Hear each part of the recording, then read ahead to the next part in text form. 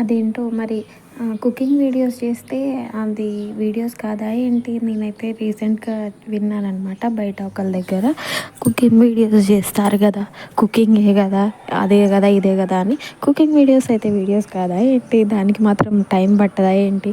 చెప్పండి. మీరు ఇక్కడి వరకు చూస్తున్నారు అనంటే ఎంతో కొంత నచ్చే ఉంటుంటుంది గదా! హలో అందరికీ. అందరూ ఎలా ఉన్నారండి? ఇవాళైతే మన యూట్యూబ్‌లో ఎంతో ఫేమస్ అయిన మంతెన గారు ఐడియా ఉంటుంటది. మంతెన సత్యనారాయణ గారు అని. ఆయనైతే మొత్తం కూడా న్యాచురల్ టిప్స్, హెల్త్ టిప్స్ అయితే చెప్తూ ఉంటారు యూట్యూబ్‌లోనే. ఒకసారి చూడండి. ఆ సార్ సజెస్ట్ చేసిన ఒక మంచి కర్రీ అనమాట ఇది.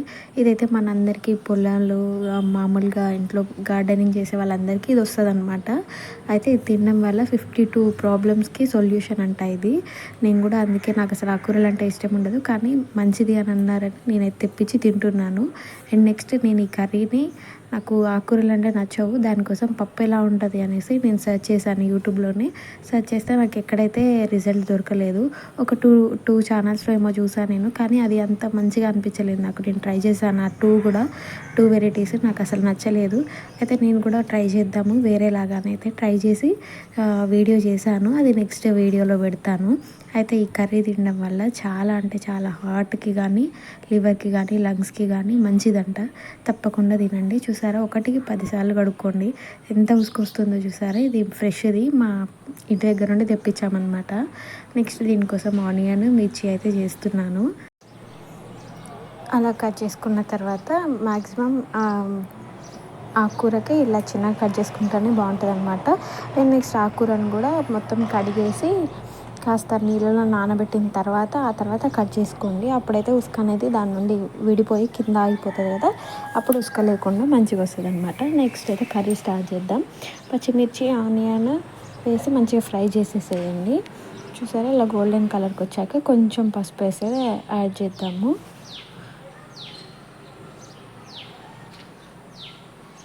మరి ఎక్కువ పసుపు అయితే అంత బాగుండదన్నమాట ఆకుకూరల్లోకి.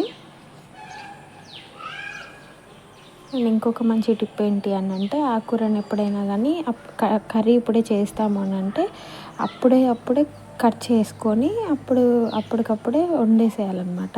కడిగి మనం నీళ్ళలో నానబెట్టినా కానీ అందులో ఉన్న ఫ్రెష్నెస్ అనేది పోతుందన్నమాట.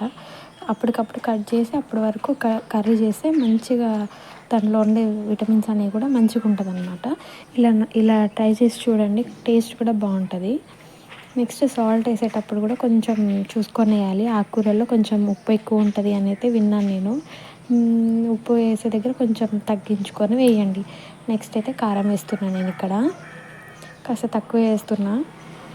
ఫస్ట్ మనం ఎంత ఆకుకూర వేసామో అదంతా కూడా ఇంకిపోయిందనమాట. వాటర్ వెళ్ళిపోయి అంత కొంచెం అయిపోయింది. నెక్స్ట్ సాల్ట్ కొంచెమే వేసాను, సరిపోతే మళ్ళీ లాస్ట్లో యాడ్ చేసుకోవచ్చు అనమాట. నెక్స్ట్ 2 వెల్లుల్లి వేయాలి, అది మిస్ అయింది క్లిప్పింగ్ అనేది. చూసారా, మనం ఎంత ఆకుకూర వేసామో మొత్తం అయిపోయి ఇంత దగ్గరికి వచ్చేసింది అనమాట. దాంట్లో